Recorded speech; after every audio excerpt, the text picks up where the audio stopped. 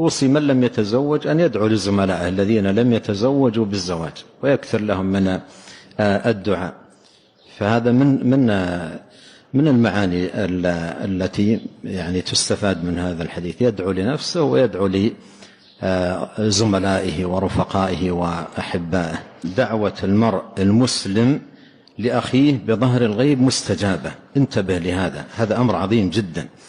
دعوة المرء لأخيه بظهر الغيب مستجابة، وإذا جمعت مع كونها مستجابة أن ولك بمثل إذا جمعت مع كونها مستجابة أن ولك بمثل، كيف يفوت المرء على نفسه هذا الخير العظيم فيفوز إخواننا المسلمين بنصيب من دعائه وهو له بمثل ما دعا لهم، ودعوته مستجابة، دعوته مستجابة. قال دعوة المرء المسلم لأخيه بظهر الغيب مستجابة، عند رأسه ملك موكل، كلما دعا لأخيه بخير قال الملك الموكل به آمين ولك بمثل.